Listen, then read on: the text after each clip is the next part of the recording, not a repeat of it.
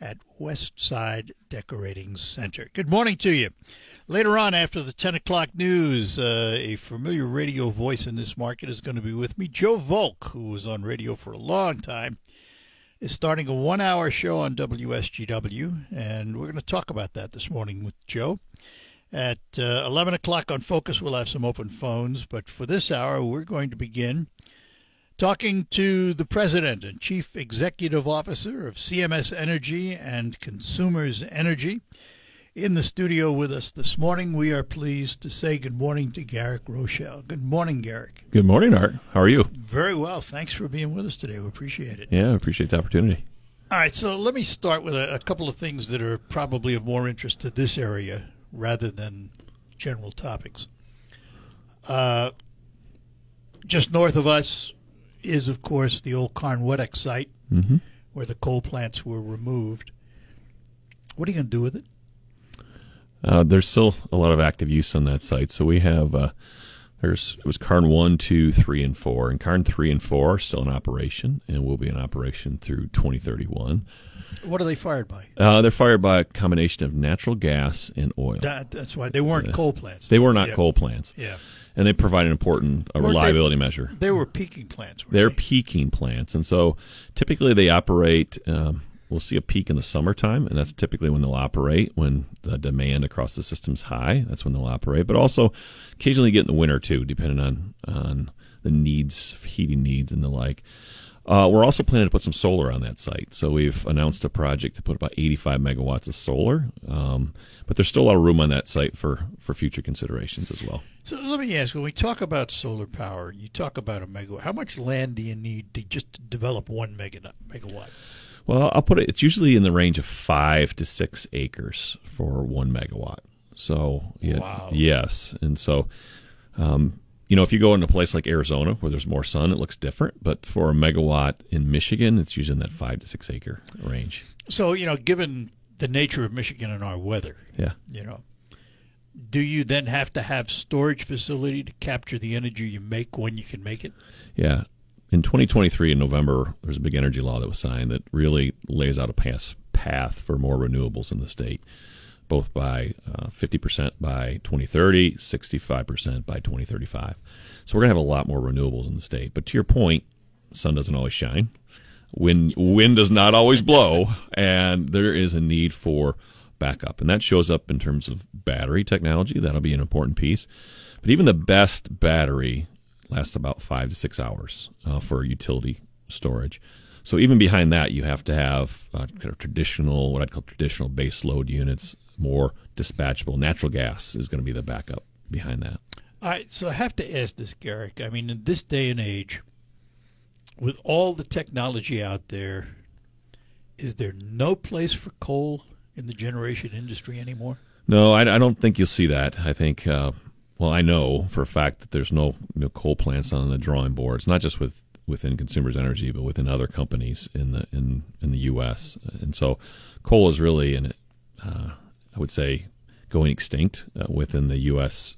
Grid. Yeah, I was going to say not extinct in foreign countries where we're exporting it to, right? Yeah, and in some cases, moving coal to foreign countries, to your point. But natural gas is still an important part of the system to provide reliable, dispatchable baseload power. And then we're hearing a lot more about nuclear power, and nuclear power will play a role in our future. Now, it's probably not till a decade away that you see more kind of at scale in some of the small modular reactors. These are modular reactors, right? Exactly. As opposed to what we attempted to do in Midland many years ago. That's right, 80s time frame. These are small modular reactors. The intent is to build more of it in a factory setting and then deploy it. And so if you take a look at an advanced water reactor now, that's about 1,000 megawatts. These smaller modular reactors are more around 300 megawatts. So you put a couple of them together, but the idea is if you build more of it in a factory, you can reduce the costs and the like. That was always the problem with nuclear, is the capitalization. Not so much the operational side, but the capitalization side. You're absolutely right. Southern Company, which is in the Georgia area and southern part of the U.S., just finished 2 advanced water reactors. They came in at a price tag of roughly $15 billion for one unit. $15 billion. My entire company is like $18 billion market cap, so there's no company that's going to even finance that here until there's a lower cost solution, which small modular reactors provides an opportunity. Okay, next on my list of questions has to do with electric vehicles and how we're going to provide the charging capacity if we see the kind of sales the auto industry is hoping for. Sure. I mean, if EVs even reached 50% of the marketplace, how are you going to provide the electricity for that? And also, let's take into consideration the state is attempting to lure business back into the state, which will demand high energy use. Yeah. Can you produce it? Yeah, those are great questions and stuff that we talk about and we model out and we work on regularly. So I want to share that with your listeners. Let's just stick with the electric vehicle piece for a moment. You can debate on how fast that ramp up looks, but there certainly is a trend that there's going to be more electric vehicles, and we've done a lot of modeling along those lines. And also there are a number of electric vehicles in our service territory right now that we can see and how people charge. And so let's start there. There's about 35,000 electric vehicles in our service territory. Not a lot, but again, we see that from the Secretary of State's, and we see because people are plugging in. 96% of those customers charge at night, which is you would expect. Cheap rate. It's cheaper at night, but even behaviors like most people are sleeping at night, so you would expect that takes place. So the demand across the electric system at night is about cut in half. It's just reduced because either the factory might not be running a third shift or the lights are out at home. And so there's what I'd call capacity on the electric grid to support a lot of electric vehicles to the tune of about 1 million. And again, we're at 35,000 to 1 million before there are significant kind of upgrades. And so we don't see that taking place probably to 2030s, 2035. But I will share with you this, that it's already in our modeling and it's already in our work. And so when we're replacing a transformer out there across the system, we're sizing it appropriately so it can, so that you can have and add electric vehicles and the like across the system. So it is an active process. I would also offer this, that the average customer drives 30 miles a day, 35-ish miles a day. So the amount of battery use that people are using is actually pretty low. Now, often people look at, hey, I'm making this really long trip, and that's fair. We need to have a charging infrastructure to support that, and that's still being built out, and so that creates some concern for people. But by and large, people aren't moving a lot during the day on a normal day, and so that also reduces some of the demand. But to your other question on manufacturing, we are excited about some manufacturing load that's growing in Michigan, and we're supporting in Michigan. But those are individual projects where we build out the transmission, build out the distribution to be able to serve those customers as well. And we've got one right here in Hemlock going in with Corning, and that's it's $1 billion investment, 1,100 employees. Yeah, and we're building that substation right now. So that just shares with you we have the capacity, and we're on an important timeline with HSC and with Corning to be able to deliver that here in 25. Before I take a break, the big question: how do we pay for all this? Well, if it's specifically for an industrial customer, they're paying for their portion of it to be able to do that.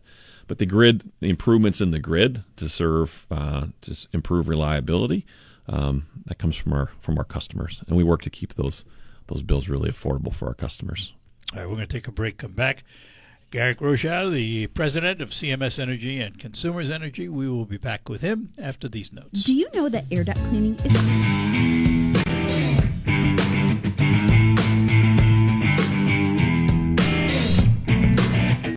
Hi, we're back with you in studio. With me is Garrick Rochow. He is the president and chief executive officer of CMS Energy and Consumers, which we are all very familiar with in this area. Let's talk about the future of the grid. Mm-hmm. First, how susceptible is the grid to foreign attack? One of the things that I get asked the question, particularly from investors and the communities, what's my biggest concern? And your question really gets at that is a cyber risk. Now, I will,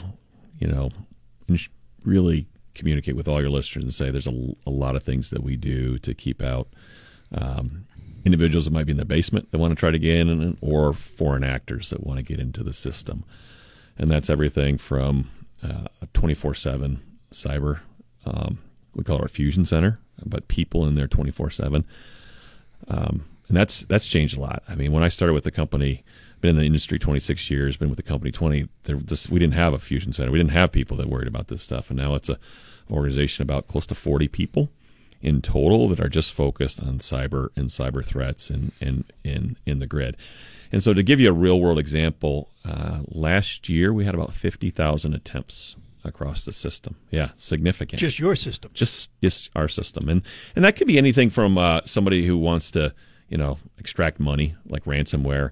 That could be someone fiddling around, or it can be someone else testing the system and so we stay in close connection with the federal government, with security agencies. We get confidential briefings. There's a whole host of things we do to make sure our system is protected. Penetration testing, a variety of things. People try to hack into our system intentionally to show where there's vulnerabilities, but that's a main focus of what we do to ensure a safe grid. I have to assume, it's a bad word, I know, but I'd have to assume that there's more than just consumers, because all of the grids around you that are not yours could have impact on you if they were to go down, right? They can.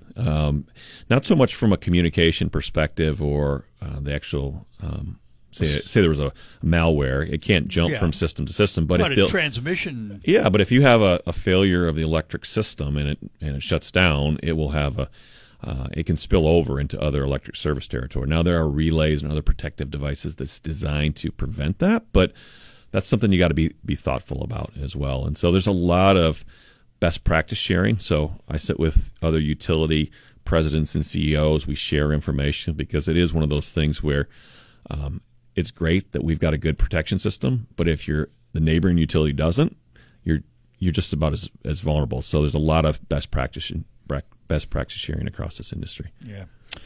Let's talk about storm readiness. Another one of those topics we hear about pretty regularly. How do you harden the system against storms? Well, just from a context perspective, over the last 5 years, we've seen some of the highest wind speeds in Michigan that we've ever recorded. And we've been in business for 135 years. There's been a lot of recording going on. And we also seen more severe storms. And so things have changed from a weather perspective here in Michigan, and that does, to your point, require the hardening. When we constructed a lot of the electric distribution system, the grid, back 40s, 50s, and 60s, and it was designed for 45-mile-an-hour winds and a half of inch of ice loading. That's insufficient today. And so today we're putting in poles that are 80-mile-an-hour wind plus half an inch in ice loading on the system to be able to withstand some of the weather that we're seeing. That's just one example. Also, we're doing a lot more undergrounding. That was going to be my next. Yes. And so there's areas where it makes sense to still be above ground, but there are also areas that we're going underground. Now, we've started some pilots. We want to get to a space where we're doing about 400 miles a year of underground-related work, and that's directionally where we're headed, again, make that system more resilient for the future. I have to believe those are local circuits as opposed to the main transmission lines. I imagine it would be very difficult to bury those. Yeah, the main transmissions lines will still be up in the air, and they've been a really resilient system. But when that energy is transformed to a lower voltage, and we're talking about in the streets, in the locales, that's where we're looking to do more hardening. Is it reasonable to expect that 10, 15 years from now, we might not see nearly as many lines above ground? That's the intent. If you can get to, by 2027, we want to be at about 400 miles a year underground. But there's a big system out there. But if you fast forward 10 to 15 years, we should have a lot more of that infrastructure underground, particularly in metro areas where there's still, in urban areas, there's an opportunity to move more of that underground and, again, improve both reliability and resiliency of the system. So let's take out the Rochow crystal ball. And it's a little cloudy, but yeah, sure. Let's do that. Let's look, 5 or 10 years down the road. What's the consumer's energy system going to look like? We're working really hard right now. In fact, that's why I'm up in the area. We're going to go to the Wackerly substation. We've put $8 million in the Wackerly substation. It serves 16,500 customers in the Midland area 2 large businesses. It serves the hospital as well, with the intent of continuing to improve reliability of that system and then make it, future-proof as well. That's just one example of really literally thousands of projects that are going on across this area. Do you build new subs or are you rehabbing old subs? Both. We're building new subs in locations. In this case, it's a rehab.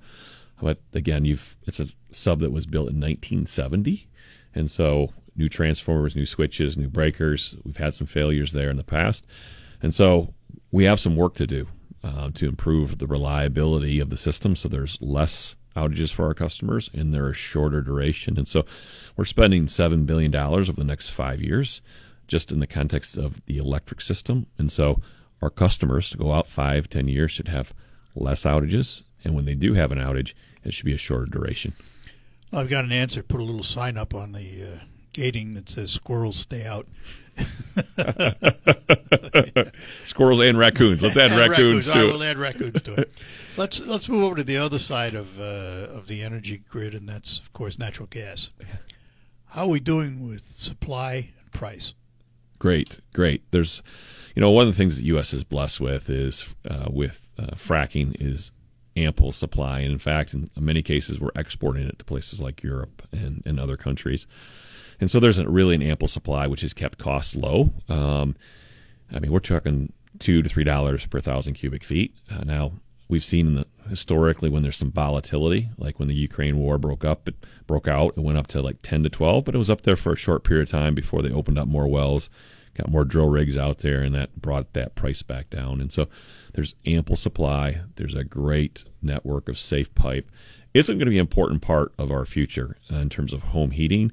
It's going to be an important part in energy supply for the future. There's ways that we're looking at reducing the carbon footprint of that. There's methane gas escapes from some of the pipes.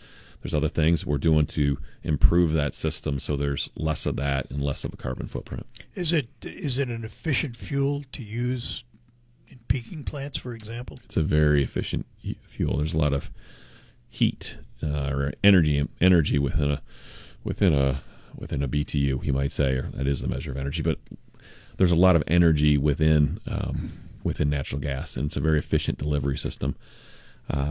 More so in some cases the electric system, because just you have line losses that go across the system. You just have that happen across the system, and when you transform electrons, you get line losses of 7 to 8%. And so delivering natural gas to a home for a high efficiency furnace is a really low cost, affordable way to provide heat for many Michigan residents.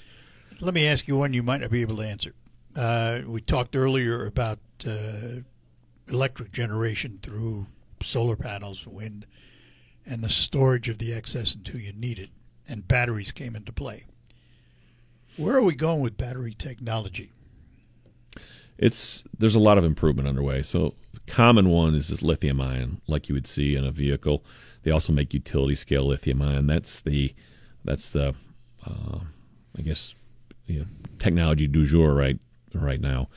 However, there's a lot of different experimentation. There's a lot of different research innovation that's going into different battery types. There's some iron type battery types that have a longer duration that are being tested that go maybe up to 24 hours of discharge capability. It's going to be important because, as I said earlier, lithium ion is about a 6-hour discharge. Maybe you can get to 24 hours, but we both know Michigan winters, you can have some pretty dark days, and you need something even longer than that. So we talk about seasonal storage, and what it really boils down to is you got to have some gas plants behind that to support the system. All right, so let's finish up with this. What's the financial health of CMS Energy? Strong. We're from a financial perspective, we're a Fortune 500 company, traded on the New York Stock Exchange. We've had 21 years of consistent financial performance, and we continue to be able to deliver that. That's important. You want to have a healthy utility. That way you can make the important investments that serve Michigan residents and our customers well. You weren't around at the time, but how long did it take to get over the financial consequences of Midland Nuclear?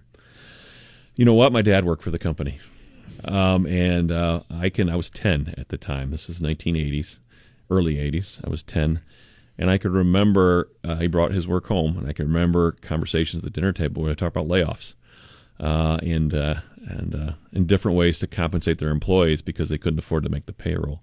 So it's taken a long time. And even in the late 90s, my dad was still with the company. I came in 2003. My dad retired in 2000. We made a lot of overseas investments. That was popular at the time to be in places like Argentina and Africa, and we lost our shorts there too and nearly went bankrupt in 2003. So there's still scar tissue that I carry through my childhood and through my dad. It's great to know a lot of our retirees because I've been with the company But you learn from history, learn from history. And so it's really important that we run a financially sound company for our coworkers and for Michigan, so we have healthy utilities so we can do the right investments for our customers. Well, Garrick, I want to thank you very much for coming in and spending this time with us this morning. It was a great pleasure, and hope we can do it again sometime. Yeah, I'd love to, Art. Thank you. Thanks for the time. Thanks for being here. We'll take a break, and then we will be back with some open phones for the remainder of the hour. Blast your way to Big Bucks.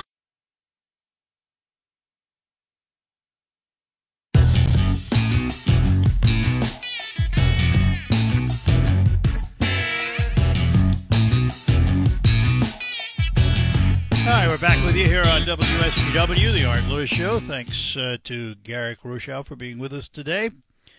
And we will open up the phones now for the remainder of the hour, 989-752-6111. If you're calling in, let it ring. We'll hopefully get it answered by someone. I don't see anybody around. So, there we go. Maybe we'll get it done. There we go. Good deal. Couple of issues. And we had mentioned this the other day. Ford Motor Company has not only called this a recall, it's a do not drive advisory on some vehicles with Takata airbags that they say have not been repaired after the recalls. There were 3 recalls, first issued in 2015, and these were all vehicles with Takata non-desiccated airbag inflators. And then there was a Takata-related do not drive advisory from Ford, because this do not drive applies to all customers who have not completed the recalls. 2004 to 2006 Ford Ranger trucks, 2005 to 2014 Ford Mustang vehicles, 2005 to 2006 Ford GT vehicles, and passenger airbag inflators in 2006 to 2012 Ford Fusion, Mercury Milan, Lincoln MKZ, and Zephyr vehicles, 2007 to 10 Ford Edge and Lincoln MKX vehicles, and 2007 to 2011 Ford Ranger trucks. So they have issued do not drive. Get those airbags fixed. To our phones, Paul is with us in Saginaw. Paul, good morning. Morning, Art. One question I wish you would have asked your guest is what would be his opinion on whether in the future the government would force homeowners by eminent domain to put a windmill and solar panels in their backyard to produce enough electricity to meet demand in the future. I don't think you'd have an answer to that question. I don't think anybody does. But realistically, I don't see that happening. I think, I think, and we're going to find out in this state because of what happened with recent legislation, where they have told townships that they can no longer reject and they have to allow for these things. They'll be tested in court, and we'll find out just how far they can go. As far as eminent domain on an individual homeowner to put up a windmill in his front yard, I don't see that happening. I don't see it. I don't, right. And he wouldn't have an answer for it because it's speculative no matter what, But I don't see that going that far. I think the law as it stands right now, is intrusive enough in terms of local government. But time will tell. We'll see what happens in the courts with that. Well, I hope you're right. But it is. I mean, it's. Don't get me wrong. It's a fair question. You know, how far are they going to go to push this on us? But I just that would be. I mean, that would be open rebellion in this country if they did that. Right. Without question. So I don't see that happening. There's enough. Well, it's with the. You know, if we just look EV at vehicles. Well, but if we just look at Michigan, there's enough land in this state to accommodate it without telling homeowners you got to put one in your front yard. Okay. So, well, I hope you're right. I really hope do. I'm right too. All right. All right, Paul. Thanks. Take care. All right. Later. Bye-bye. Bye.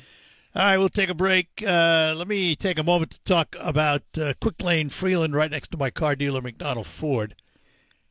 It's where you go for all your routine maintenance, which includes batteries, brakes, oil changes, and the like. Also, they have a product designed to keep you healthy in your car. And how many times do we think about that? How many times do we think about the air inside our car and what we breathe? Well, they have a product at Quick Lane Freeland called FrigiFresh. What it is, it's a hospital-grade disinfectant that goes into your air conditioning system, kills mold, mildew, germs, pollen, and keeps you healthy because it freshens and sanitizes the air inside your car's cabin. $20, 10 minutes. That's all it takes. And you don't need an appointment. You can just drive in, Quick Lane Freeland, right next to McDonald Ford, and tell them you'd like FrigiFresh. It's that simple. And while you're there, don't forget they do all the routine maintenance on all makes and models of cars and trucks, keeping them in tip-top shape. Quick Lane Freeland, right next to McDonald Ford. The kids are heading back. More about generating gratitude. Joe Volk will be with me right after the news here at 10 o'clock. We'll also hear from Terry Henney, who's out and about at the Midland Fairgrounds. Let's go to Houghton Lake and talk to Mike this morning. Mike, good morning, and thanks for calling. Good morning, Art. How you doing? I'm doing well, thanks. Nice segment with a consumers rep. I was hoping that you would get to some hydroelectric energy. Yeah, in the gig because we had limited time, and that was a problem. Yeah, there are 5 dams in northern Michigan that are set for a vote as to whether they're going to be decommissioned or whether they're going to renovate them.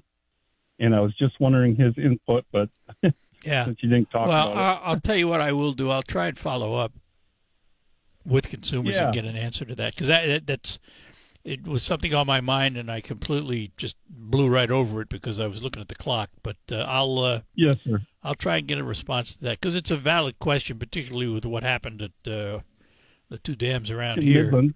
Yeah, yeah, exactly. So that's I was just point. wondering. I'll see if I can find out. Thank you, sir. All right, thanks. Take care. Bye-bye now. Bye-bye. And we say hi to Carl in Saginaw. Carl, good morning.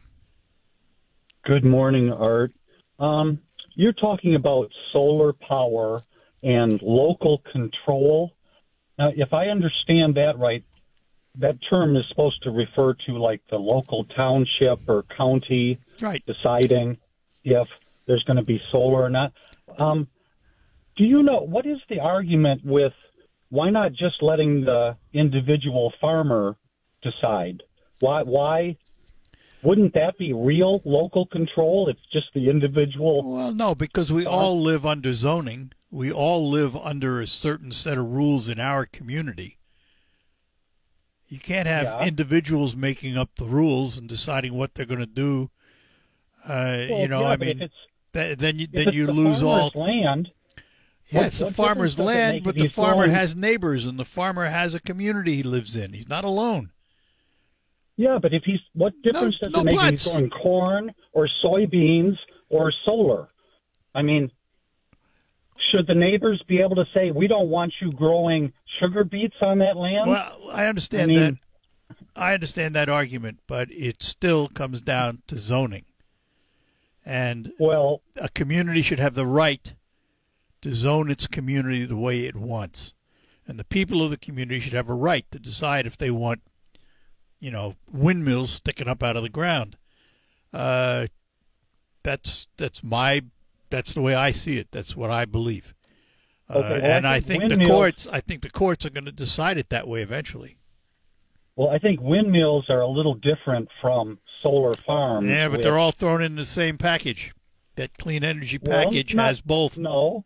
No, yeah. No, I've seen areas where they have solar farms and there's no windmills around. Yeah, I know it.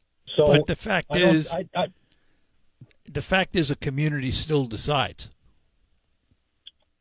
Well, I don't see what the problem is with the individual farmer making that decision. And if I've heard the argument that could be the decision, being able to keep the farm in the family because they're doing that. Yeah, I know. So if the individual farmer can do it, then why can't the individual homeowner do it?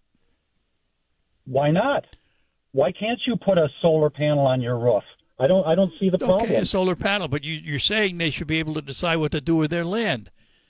So let's say a Saginaw Township resident has a 40-foot mobile home, and they want to stick it in their driveway. There's a rule against that in the township. Should there be? Should the homeowner be able to stick it in their driveway anyway?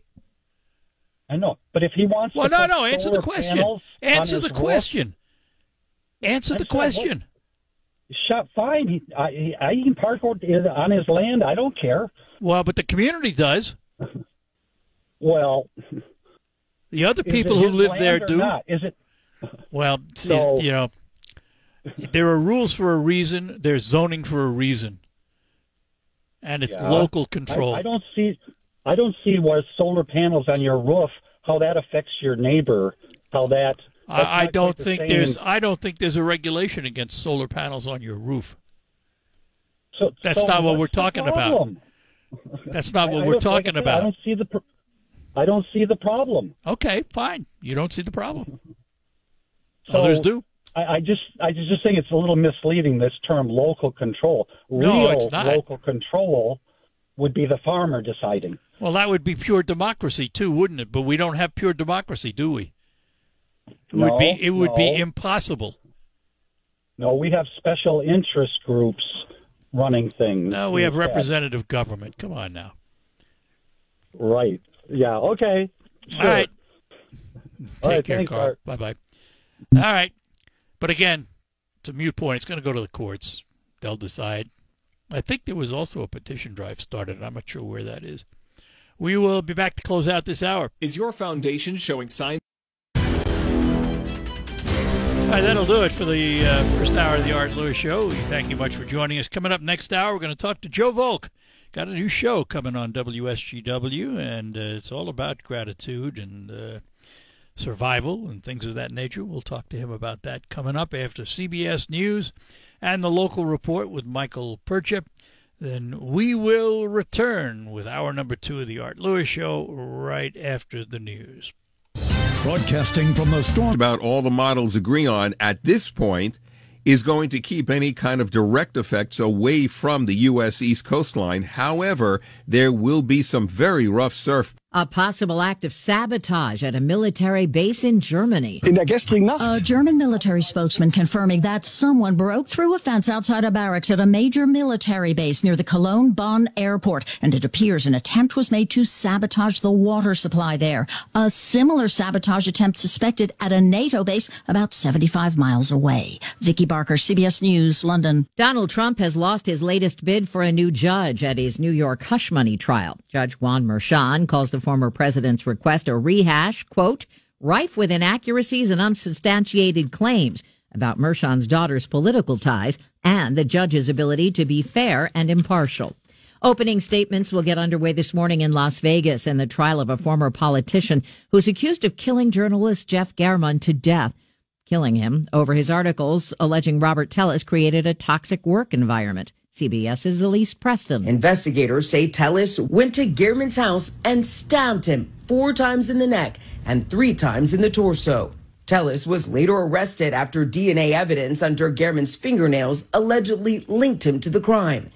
At his home, investigators reported finding the same hat and sneakers they say he wore the morning of the murder. An 8-year-old girl in Minnesota is being hailed the hero for beating back an armed robber in a liquor store with her baseball bat. Her dad, Leo, is the store manager. I'm so proud of her. So she's so strong. As for the little girl, I'm coming to the rescue. The suspect's been charged with first-degree attempted aggravated robbery.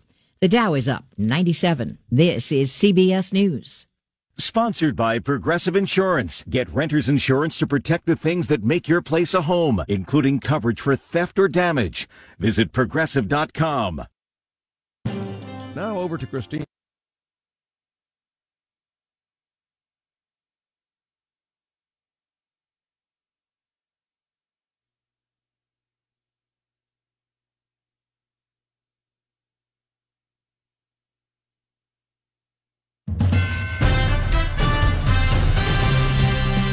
Live from the 100.5 and 790 newsroom, this is WSGW News. Mostly sunny skies and 70 degrees at 10:05. Good morning, I'm Mike Percha. A 31-year-old Midland County man was sentenced this month to prison after pleading no contest to sending inappropriate messages to minors over social media. Last August, Travis O'Keefe was banned from the Bullock Creek School District after allegations arose he was sending messages of a sexual nature to a 15-year-old student athlete outside the school year. O'Keefe was a maintenance worker and middle school track coach at the time. During the course of the investigation, police also learned O'Keefe was sending similar messages to a 14-year-old student athlete for several months. O'Keefe entered a no-contest plea in June to charges of using a computer or internet to communicate with a minor child to commit a crime and accosting a child for immoral purposes. He was sentenced to 20 months to 10 years in prison. State police are asking for the public's help locating a missing St. Louis man last seen in Saginaw.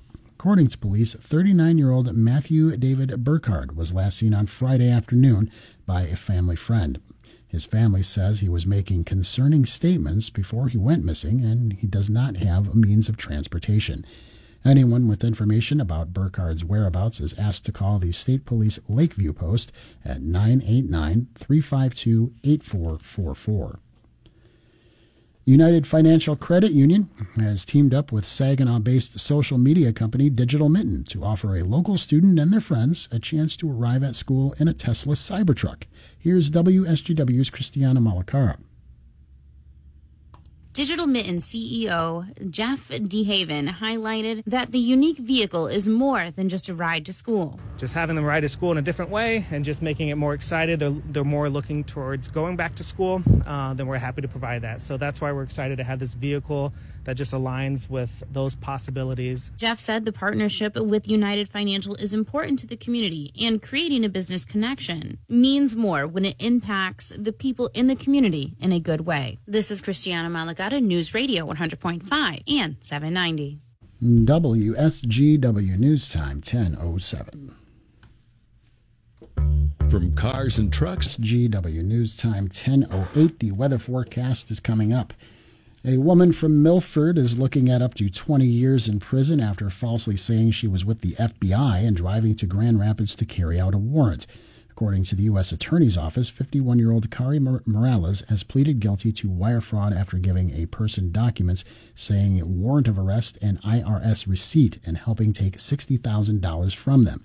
U.S. Attorney Mark Totten says law enforcement would never demand money in exchange for a get-out-of-jail-free letter. A man from Livonia will spend up to 25 years in prison after pleading guilty in a cold case sexual assault at Western Michigan University. Michigan Attorney General Dana Nessel says 34-year-old Cameron Alvarez has pleaded guilty to 2 counts of first-degree criminal sexual conduct. Alvarez assaulted a freshman student in January 2010 after meeting her at a party. As the investigation went on, 6 more women told investigators Alvarez sexually assaulted them between 2009 and 2014. A lawsuit has been filed to remove a presidential candidate from the November ballot. Here's Michigan News Network's Ryan Recker. Mark Brewer, partner at Goodman Acker, argues in the suit against Secretary of State Jocelyn Benson that Cornel West should be disqualified from the ballot based on his current political affiliations. But in fact, he is the nominee of a national party, the National Law Party, and he's the nominee of parties in several other states. So he can't run as an independent candidate because he is affiliated with these other political parties. Brewer, a former Michigan Democratic Party chair, earlier alleged problems with the West campaign, saying that their signature drive was rife with forgeries. Ryan Recker for the Michigan News Network. A popular soft drink is bringing cannabis-infused versions to Michigan. Jones Soda announced they're planning on producing cannabis-infused bottled sodas and mixing syrup in a partnership with Mary Jones Cannabis brand. They'll be made in Metro Detroit. 20 and 100 milligram versions will be available in 8 different flavors, as will 4-ounce mixing syrups. There's no announcement yet on when the products will be available. WSGW News Time, 10:10. I'm Mike Percha. Inside their shop, Westside Decorating Center. Welcome back to hour number 2 of the Art Lewis Show. Coming up in the very, very near future, you're going to hear a new 1-hour program called Generating Gratitude. I have a special guest with me in the studio who's going to be hosting that show. It worries me greatly because I've known this guy a while. And for 26 years, he was across the road at a competitor. If you'll remember a radio program called Joe and the Poor Boys. This is not the poor boy. This is the Joe. And we say good morning to Joe Volk. I think because you mentioned that, I think you had to send somebody a check. Sue me. Yeah. What's going on, man? Well, brother, how you been? Good. Looking forward to the show coming up Sundays at 5:00. Generating Gratitude. So what? I guess we start at the beginning. What brought this about? Well, I'm really big into the substance abuse community, alcohol and drug addicts. You know, I'm a recovering alcoholic for 38 years. My last drink was January 27th, 1986. And you've been at it a while then. You've been in recovery for a long time. 14,078 days. Who's counting? But you know, it's a one day at a time thing. You know, I could brag about it this morning and be drunk tonight. It's like, you know, alcohol and substance abuse are like that. So I thought, yeah, let's put together a show, alcohol and substance abuse, because it affects so many people. But then I got to thinking, you know, let's broaden it, you know, because gratitude is this world lacks gratitude. I mean, my goodness, you see the toilet that social media is today. You know, it's just don't get me started. Social media is just it's the bane of society. Well, what it is it's people actually trying to convince themselves that their life is meaning. You know, it's just, you know, you put the post on and your average kids are doing average things, but you're not trying to show off your kids. What you're trying to do is you're trying to convince yourself that my life is meaning, you know, and there's so much to be grateful for. Because when you're in a recovery program, a 12-step recovery program, one of the things that's encouraged every day is put together a gratitude list. What are you grateful for? Because if you look at this world, everybody is so full of resentment. You know, I used to have 3 drinking buddies: resentment, self-pity, and anger. And what that does is, and we talked a little bit about this off the air, about isolation. When I was an active alcoholic, or I'm practicing alcoholic thinking, all I want to do is be by myself. Because when I'm by myself, then my 3 drinking buddies show up. The anger, the self-pity, the poor me. Oh, you know, if the world would just do what I would say, the world would be a great place. And then the resentments. And people are just full of resentments. Let me ask you this, Joe, and some of these are going to be personal questions. They have to be. It's often said that an addict doesn't seek help until they hit rock bottom. Yep. What was your rock bottom? Yeah, real. I was at a Super Bowl party the night that the Bears beat the Patriots, in the Super Bowl. I drove home. I was living in Battle Creek at the time. I drove home. I was at a Super Bowl party in Lansing, and I drove home from Lansing to Battle Creek in a blackout. And I woke up the next morning, there were like fast food wrappers. My apartment door was open and all that. And the only thing that I could think of is, oh my God, what if I killed somebody? Can you imagine the insanity of, being in a blackout, killing somebody, knowing that you did it, or not knowing that you but did it, not remembering it and being in jail for it? Because I've known a few people that have had to go to prison for stuff like that, and that just scared the hell out of me. Okay, so you wake up in that stupor, if you will. So where do you seek help?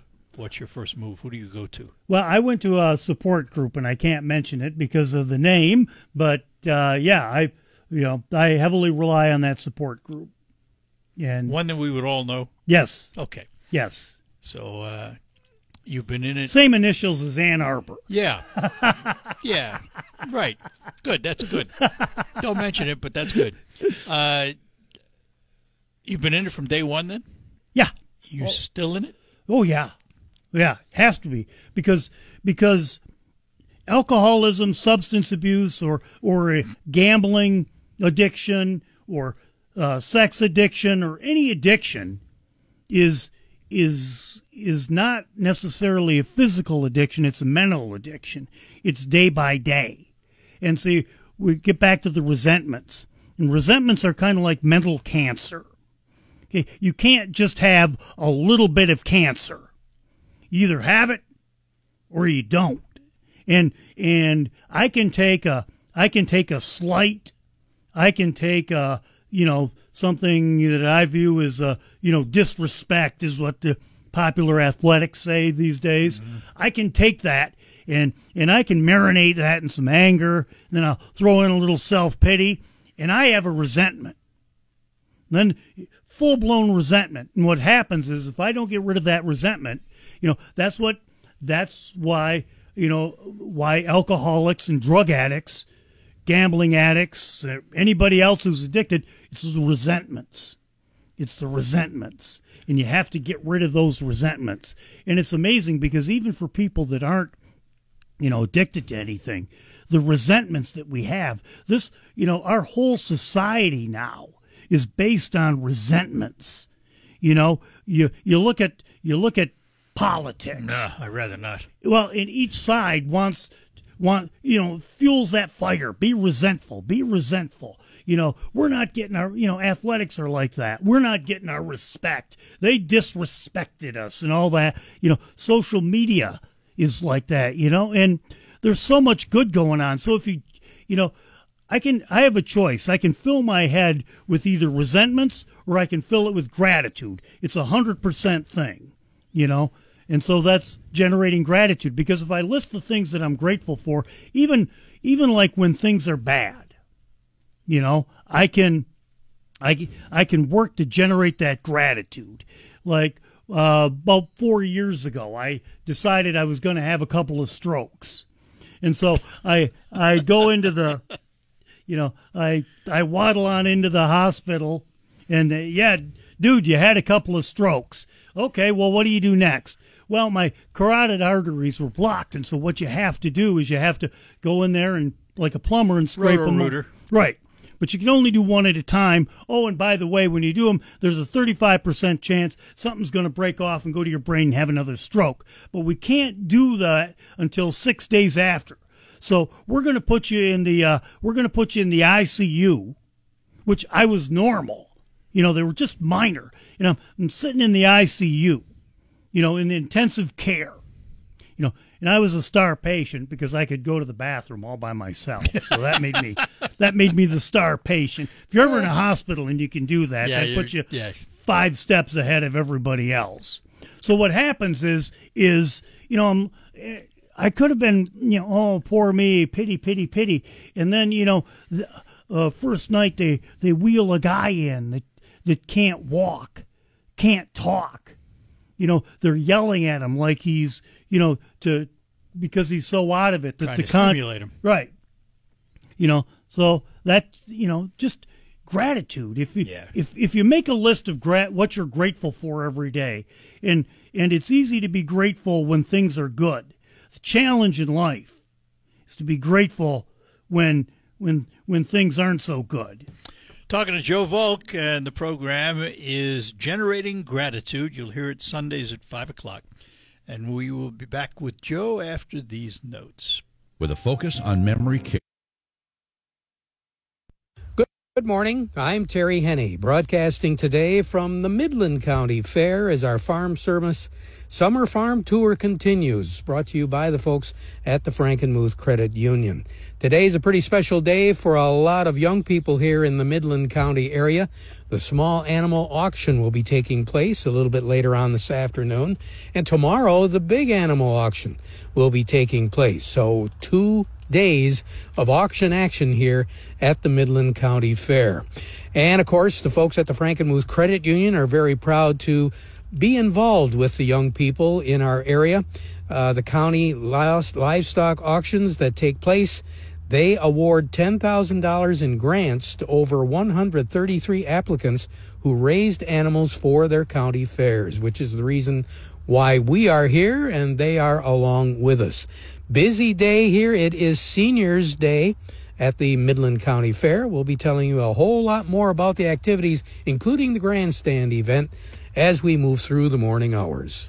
Fly ball, right field. All right, we're back with you. In studio with me is Joe Volk, the host of a new program called Generating Gratitude, beginning this Sunday on WSGW.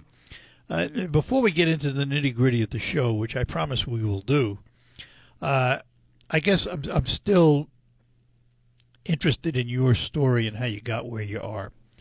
And I've known Joe a long time.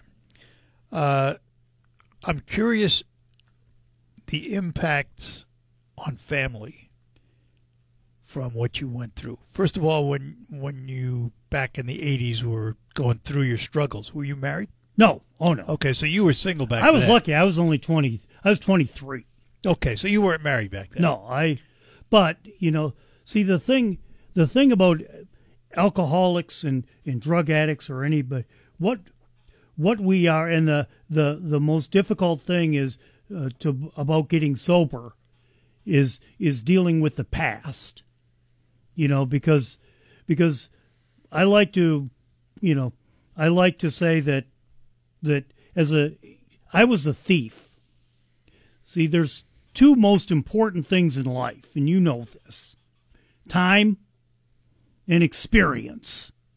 You don't get time back. Life isn't like a soccer game where, like, at the end, add time at the end. At the end of your life, hey, we had a few bad years there. We're going to put 7 minutes back on the clock for you. Go get them, or experiences. There are once in a lifetime experiences. Graduations, weddings, all births those and deaths. Births, deaths. All those things that I stole because of my drinking. The amount of time that the people worried about me. And God got even with me because He made me a parent. So now I had to fit. Oh, okay, I get it now. Thanks, God. Thank you. Got it. But just everything that I stole, everything that I. High school is supposed to be a great time. I was a teenage alcoholic. I got drunk. My first drink was when I was 14. And I like to say I had 10 drinking years, but those were the days too also when, who thought that the 18-year-old drinking age was a good idea? And those of us with a little gray on our head, all nodding right now going, yeah, I remember, because basically you spent the last 2 months of high school those days, everybody was drunk because the 18-year-old drinking age. And so, yeah, that's, I was a teenage alcoholic and decided to take my drinking career and talents to Central Michigan and drank my way through there. solid 275. Fire up chips. Yeah. I'm not on any brochures. And the last question along these lines of personal lines. What impact did that alcoholism have on your later health? I got lucky because I sobered up when I was 23. So I was just a kid, So nothing really. I was fine. I didn't drink my way to that point. Now I know people that have been in comas for a year. I've known people that, the doctor said. So you reach the bottom. Yep. You seek the help. Yep. What's that first day like without that crutch? Sucks. I mean,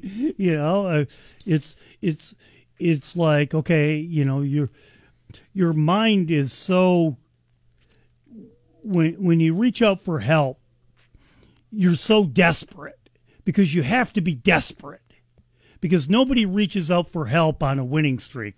Wow, everything's going well. I think I'll get some help today, Yeah, it's kind of like a colonoscopy. Nobody just decides that that's going to be my weekend activity, And so the thing, Art, with substance abuse and alcoholism, it's a constant battle. It's a one day at a time because I've got an alcoholic mind, and my alcoholic mind will tell me that it's okay to drink. Here's the definition of insanity. If there was a brick wall there and I were to run into it and break my shoulder. Now the normal person would say, I'm not going to run into that brick wall again.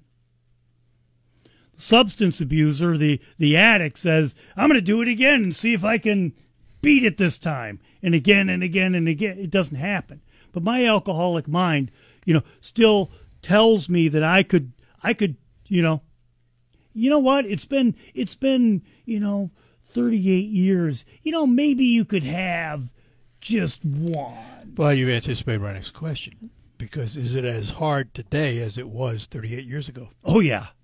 Yeah, it's even more difficult. Wow. The longer you're at it, because again, you get cocky. Your brain, Yeah, look what I've done yet. Well, you have to turn your will and your life over to the care of your God or your higher power as you understand him. Because you have to, the basic tenet is I can't control other people, places, things, or events.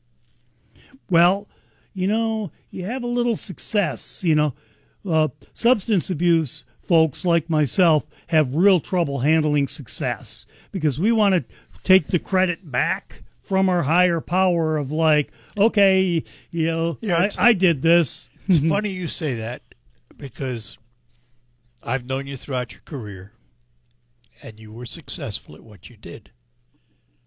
I find it hard to believe that you had difficulty with success. Oh, yeah. Well, success is excess. It's like if I'm successful, it's like being on a winning team. The worst thing that can happen to a team is winning. Because when you're on a winning team, what happens is okay, everybody starts taking the credit for it.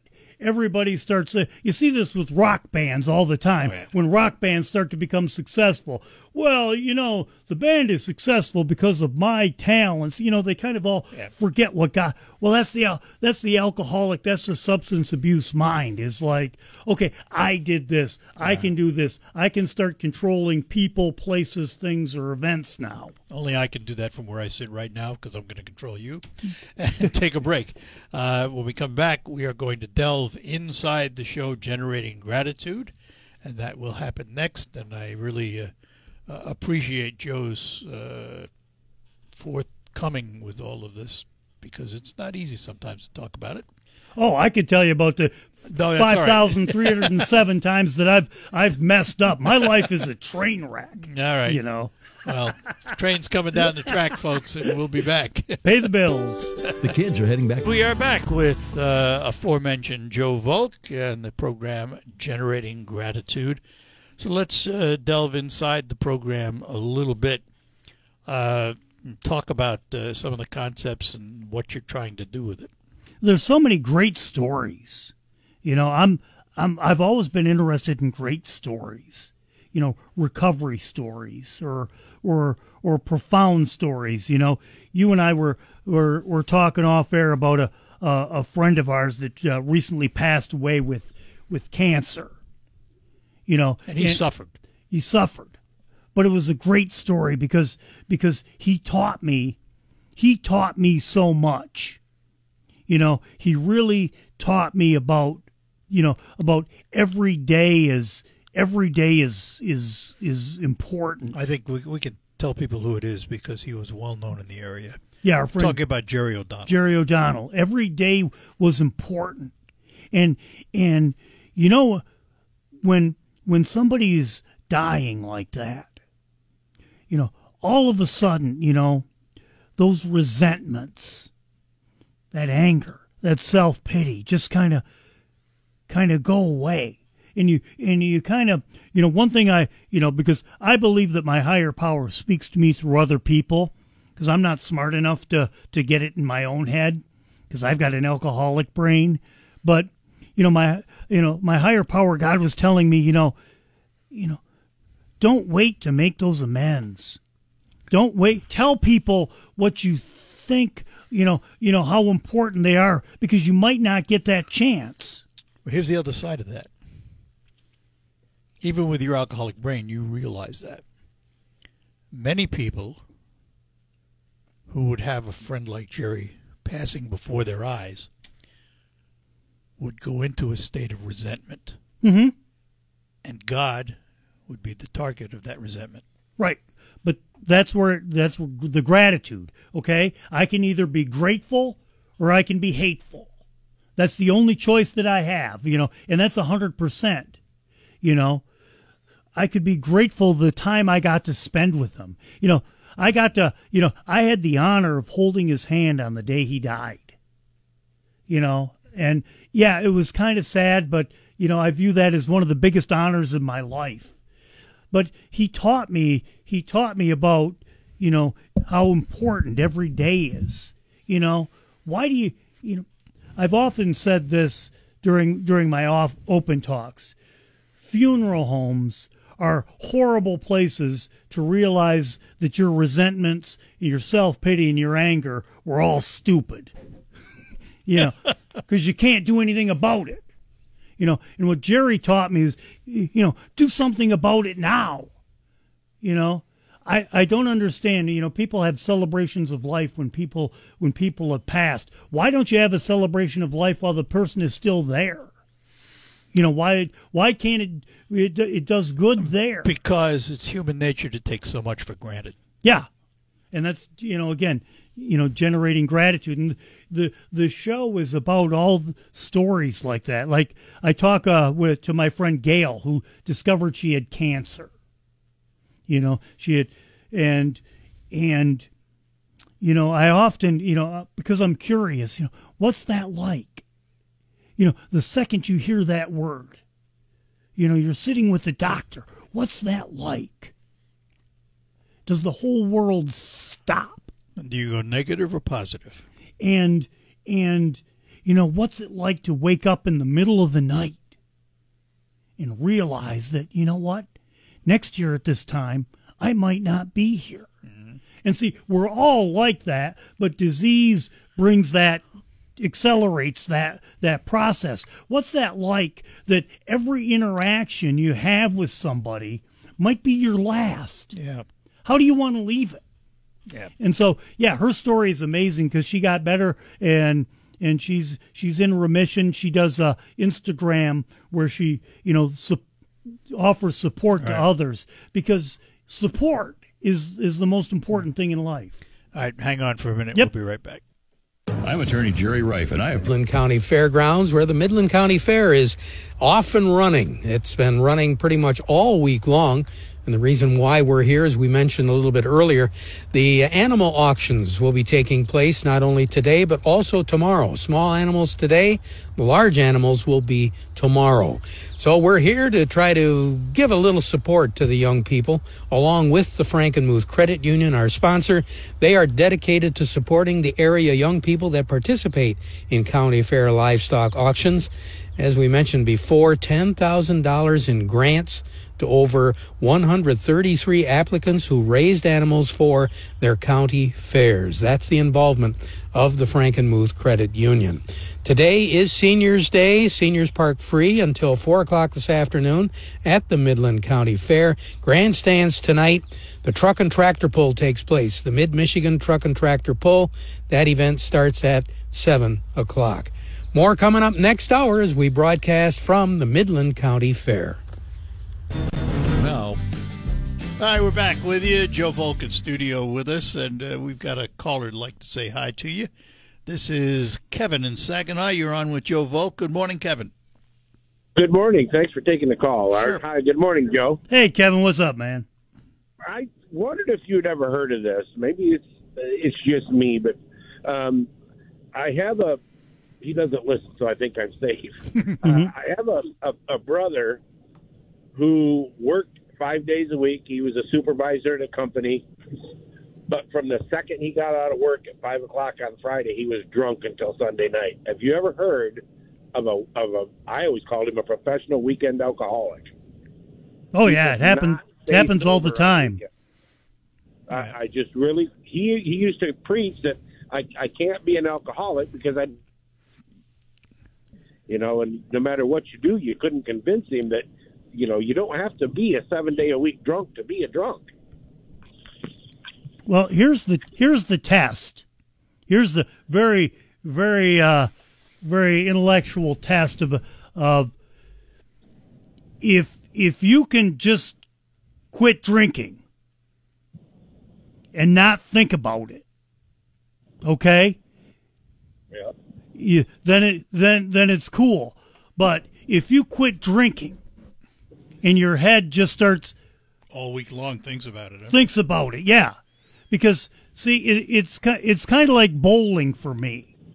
I could bowl once and never think about it again. I could bowl 2 balls at a bowling alley and well, you're done. Okay, great, and never think about it again.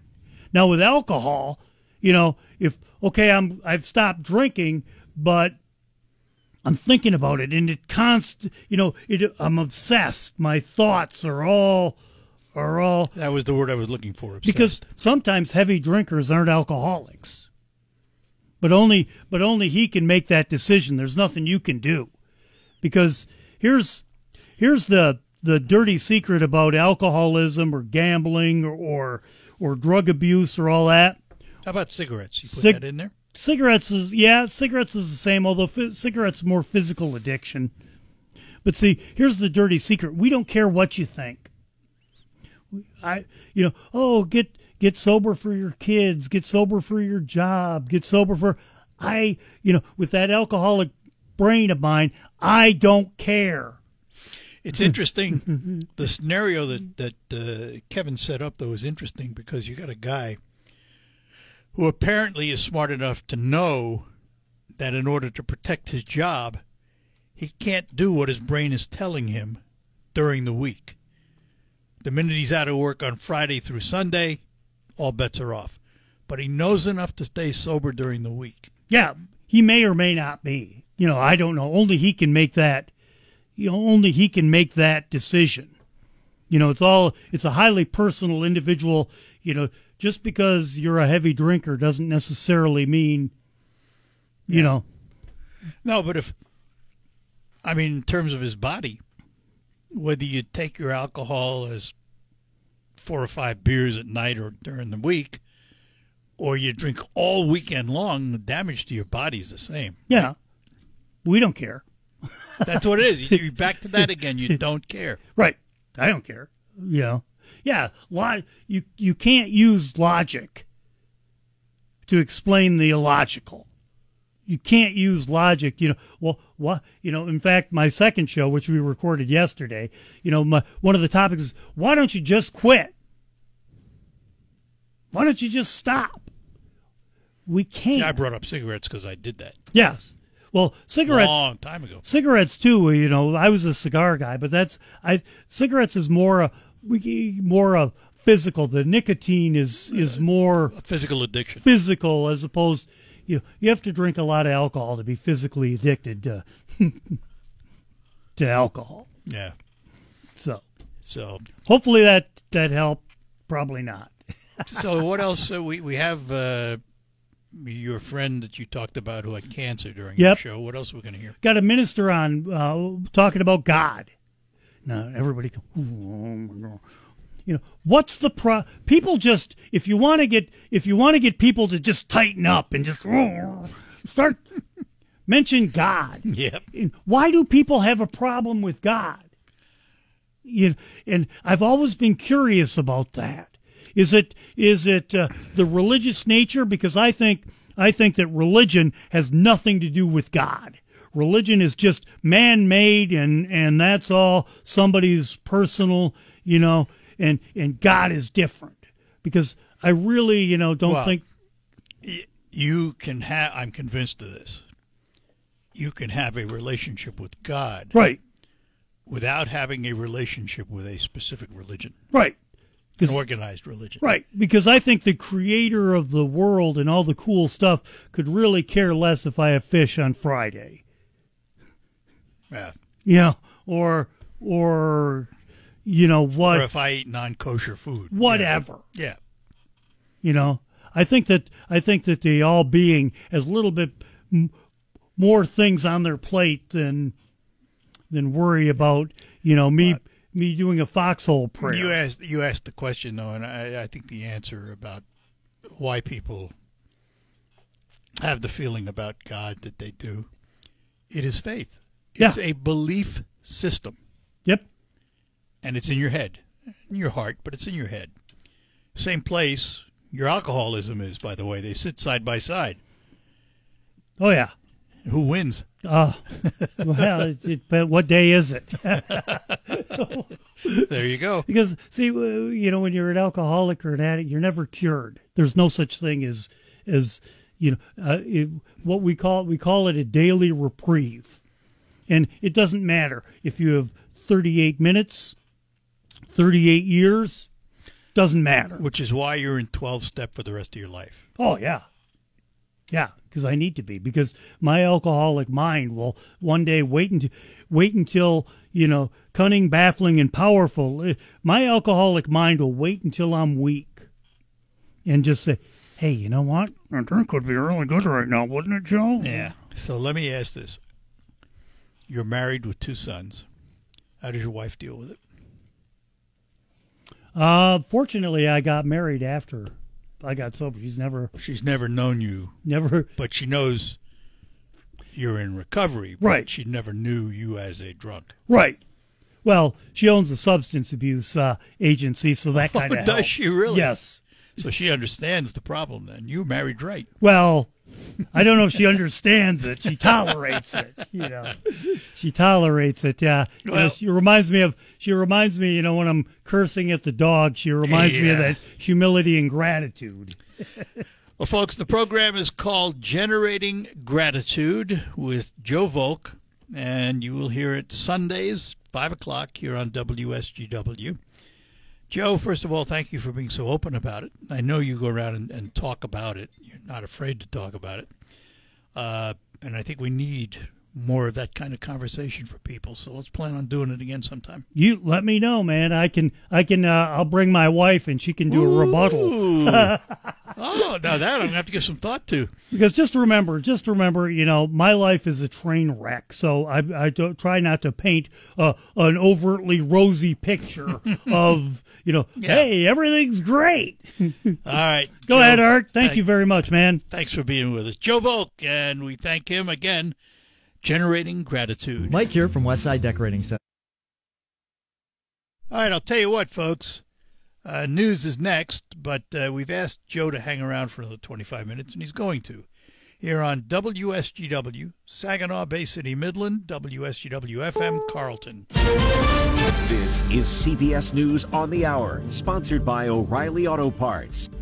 I'm Steve Kathan. The inflation rate has slowed to under 3% for the first time in just over 3 years. The government says consumer prices in July were up 2.9% from a year ago and just a fraction over the month before.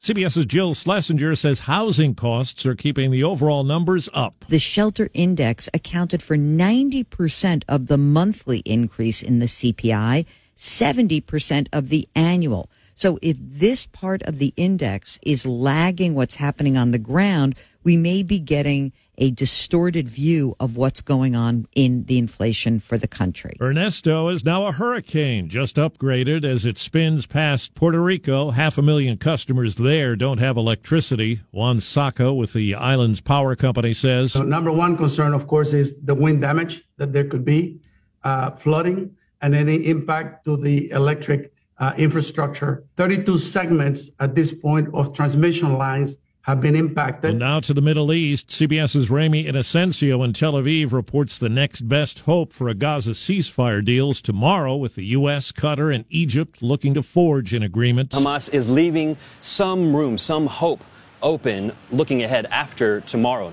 They said that if there is some kind of breakthrough with the people who will be attending, then Hamas could come back after Thursday. In Germany, a possible sabotage reported at a military base. A German military spokesman confirming that someone cut a hole in a fence at a major military base near the Cologne-Bonn airport overnight, and that its water supply is now being tested for possible sabotage. Several personnel there reported intestinal symptoms overnight. It is not yet clear if there's a link. Security at a regional NATO base was briefly increased, but the water there is since said to have tested okay. Vicki Barker, CBS News, London. Opening statements today in Las Vegas in the murder trial of a local politician accused of killing an investigative reporter. Robert Tellis insists he was framed. CBS's Elise Preston. Tellis stands accused of killing 69-year-old investigative reporter Jeff German, who had covered Las Vegas for more than 40 years. According to prosecutors, it all began with a series of articles German wrote for the Las Vegas Review-Journal in 2022, featuring interviews with employees who accused Tellis of fostering a hostile work atmosphere. A New York judge has rejected Donald Trump's bid to have him step aside in the hush money case. Sentencing is set for next month for Trump. Wall Street, right now the Dow is up 57 points. This is CBS News. Think O'Reilly Auto Parts for all your car care needs. Get the parts and service you need fast from the professional parts people at O'Reilly Auto Parts.